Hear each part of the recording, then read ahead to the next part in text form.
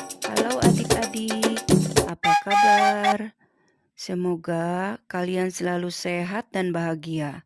Kali ini Bunda cerita tentang kisah balas budi burung bangau. Dahulu kala di suatu tempat di Jepang, hidup seorang pemuda bernama Yosaku. Kerjanya mengambil kayu bakar di gunung dan menjualnya ke kota. Uang hasil penjualannya dibelikannya makanan. Terus seperti itu setiap harinya. Hingga pada suatu hari ketika ia berjalan pulang dari kota, ia melihat sesuatu yang menggelepar di atas salju.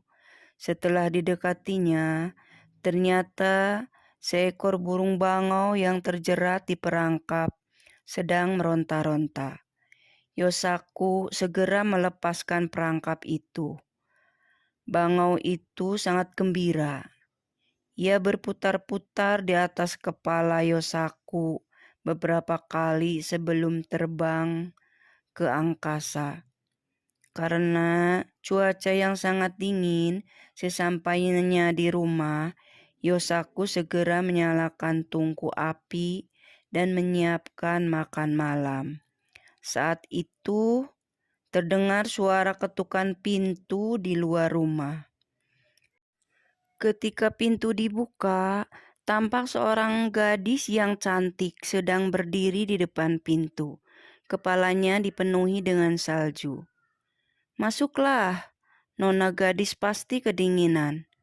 Silahkan hangatkan badanmu dekat tungku," ujar Yosaku. "Nona mau pergi kemana sebenarnya?" tanya Yosaku. "Aku bermaksud mengunjungi temanku, tetapi karena salju turun dengan lebat, aku jadi tersesat. Bolehkah aku menginap di sini malam ini?" "Boleh saja, Nona, tapi aku ini orang miskin, tak punya kasur dan makanan," kata Yosaku. "Tidak apa-apa, aku hanya ingin diperbolehkan menginap." Kemudian gadis itu merapikan kamarnya dan memasak makanan yang enak. Ketika terbangun keesokan harinya, gadis itu sudah menyiapkan nasi.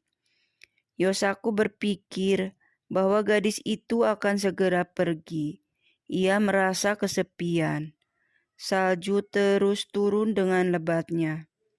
"Tinggallah di sini sampai salju reda."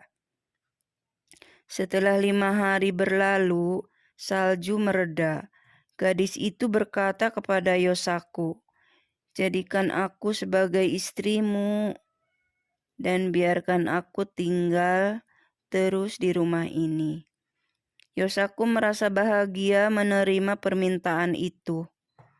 "Mulai hari ini, panggillah aku Otsuru," ujar si gadis. Setelah menjadi istri Yosaku, Otsuru mengerjakan pekerjaan rumah dengan sungguh-sungguh.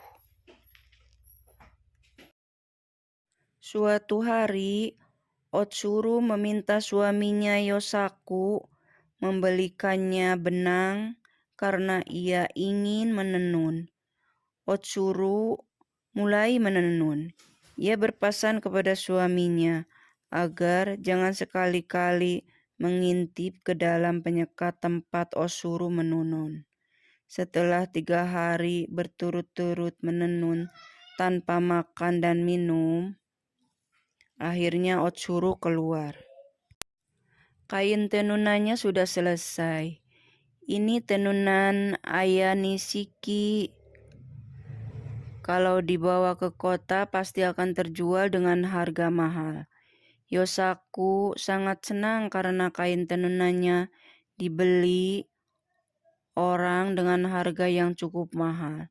Sebelum pulang, ia membeli bermacam-macam barang untuk dibawa pulang. "Berkat kamu, aku mendapatkan uang sebanyak ini. Terima kasih istriku." Tetapi sebenarnya para saudagar di kota menginginkan kain seperti itu lebih banyak lagi. Baiklah, aku akan buatkan, ujar Otsuru. Kain itu selesai pada hari keempat setelah Otsuru menenun. Tetapi tampak Otsuru tidak sehat dan tubuhnya menjadi kurus. Otsuru meminta suaminya untuk tidak memintanya menenun lagi. Di kota, sang saudagar meminta dibuatkan kain satu lagi untuk kimono Tuan Putri. Jika tidak, maka Yosaku akan dipenggal lehernya. Hal itu diceritakan Yosaku pada istrinya. Baiklah, akan kubuatkan lagi, tetapi hanya satu helai ya, kata Otsuru. Karena cemas dengan kondisi istrinya yang makin lemah dan kurus setiap habis menenun, Yosaku berkeinginan melihat ke dalam ruangan tenun. Tetapi ia sangat terkejut ketika yang dilihatnya di dalam ruangan menenun ternyata seekor bangau sedang mencabuti bulunya untuk ditenun menjadi kain, sehingga badan bangau itu hampir gundul kehabisan bulu. Bangau itu akhirnya sadar dirinya sedang diperhatikan oleh Yosaku. Bangau itu pun berubah wujud kembali menjadi Otsuru.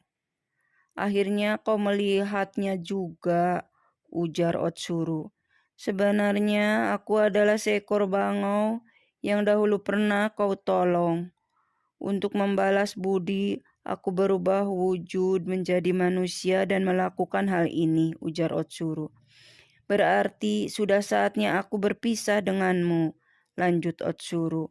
Maafkan aku mohon jangan pergi, kata Yosaku. Otsuru akhirnya berubah kembali menjadi seekor bangau. Kemudian ia segera mengepakkan sayapnya, terbang keluar dari rumah ke angkasa. Akhirnya, tinggallah Yosaku sendiri yang menyesali perbuatannya. Demikian adik-adik, semoga terhibur.